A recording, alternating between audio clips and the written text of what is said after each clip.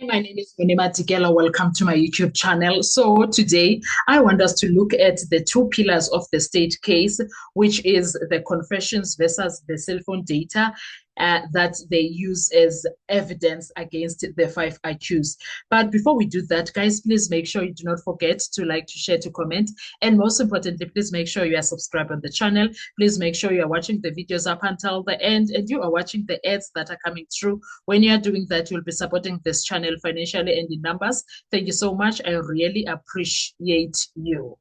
Now, the evidence that was supposed to seal the case, but instead sparked even more questions, is one thing to have evidence, and it's the other to bring evidence that is going to prove what you are trying to say is not even true. Do you guys understand what that even means? Now, every murder trial has one piece of evidence the prosecutors hope will end the debate. In the Senzo Meyiwa murder trial, prosecutors relied heavily on two categories of evidence: the alleged confessions by two of the accused and cell phone records placing some accused in communication around the relevant period. What they do not want to accept, the state, is that even though some of the accused were communicating around 2014, does not actually mean that they committed a crime or they conspired to commit a crime. It does not mean that. And they know this, yet they are still selling that to the masses and to the court. They expect the court to believe that, which is very shocking, especially with the experience that Baloyi and the so-called IO Gininda have. The experience that they have for their work experience is massive, guys. For them to expect to put it just because people spoke telephonically, that means that they form part of a criminal network that was busy conspiring against Senzo Meyiwa. At first glance, these seem powerful. A confession can be compelling. Cell phone data can objectively show communication between people. But in court, neither category escape intense scrutiny. Today's analysis asks a straightforward question: did the confession and cell phone evidence strengthen the state's case, or it actually exposed weaknesses that the defense have or will further exploit or could exploit? Ne? Number one, the confession. One of the most controversial aspects of the trial has been the alleged confession attributed to accused number two, especially. I know that there is so-called confessions against accused number one also, but when it comes to accused number one, they came back and said, Mukhola and Gininda came back and said, actually, accused number one lied in his confession. And what did not make sense now was that Gininda was adamant that accused number one voluntarily gave the information. And then now that voluntarily, willingly, and out of the blue, accused number one gave the information does not align with him again saying, no, he lied to us, because the people that he spoke about, they were in prison at the time of the crime.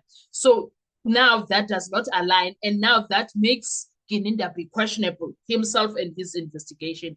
Do you understand? So those are some of the aspects of the confessions that will make you question everything that meets the eye in that courtroom of Judge Rata when it comes to Gininda and the things that he says and his so-called investigation.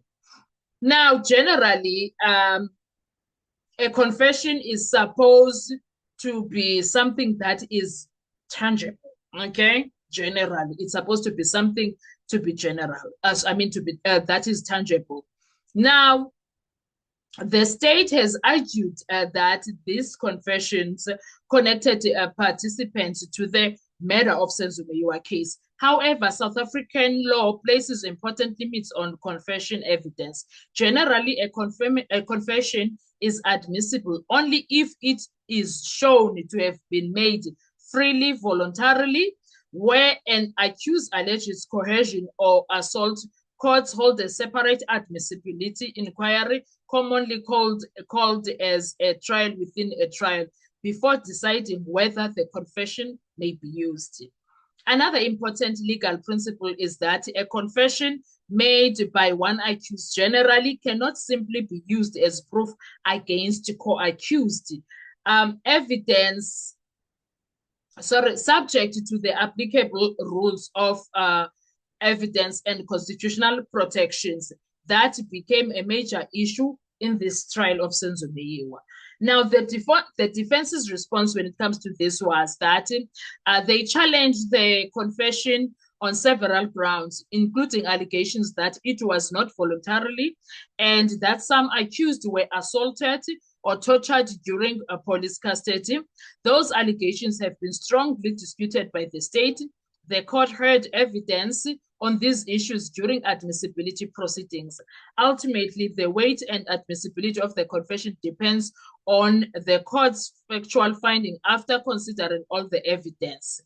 All of this matters because if a confession is excluded, the prosecution cannot rely on it as evidence against the accused who made it. If admitted, the court must still assess its reliability and determine what, if any, effect it has on the rest of the case. Now, that brings us to one thing. At some point, I was one of those people who was not happy with Judge Rata accepting the confessions and admitting them so that they become part of the evidence, so that we can hear what is written inside them. But as the case progresses, I am one of the people who appreciates that they were actually put inside as part of the evidence, because the damage that is there, it's out of this world. They will shock you, the so-called confessions. So I'm glad that they became part of. And the other thing that is very much needs us to take note of is that Judge Rata said, I am admitting them provisionally. I can take them out. Because Judge Rata, like us, he was curious. He wanted to hear what's inside the confessions. All right? So that is a huge thing. Ne? It could either work against the state or work for the state, or against the defense or for the defense. But time will tell when the time comes for Judge Rata to give his final judgment. Number 2, cell phone evidence. The second pillar was cell phone evidence for the state. Unlike eyewitness testimony, cell phone records are generated by telecommunication systems and can show calls, messages, and approximate locations through cell tower connections. The state relied on this evidence to argue that certain accused communicated with each other around the relevant time. One of the things for me, as I was listening to evidence that became problematic, was how Baloyi was dealing with this evidence himself, instead of calling someone who is an expert, who will make things very clear for everyone so that everyone understands what exactly it means. Of which I felt it was unfair for Baloyi to be the one that is dealing with that evidence of cell phones the way he did. But it's his case. We will see how far is that going to take him. Now, what cell phone data can prove, cell phone records may establish that a call occurred, when it occurred, which numbers communicated, and which cell towers handled the communication. What they generally do not prove on their own is who was physically holding the phone, what was said during the call, or why the communication occurred. Those are matters the court must infer from the broader evidence. Do you see why I was saying that if an expert was brought, especially when it comes to Ndanzi's cell phone issues, it will make so much sense, better even. Now, the defense questioned the significance of the cell phone records.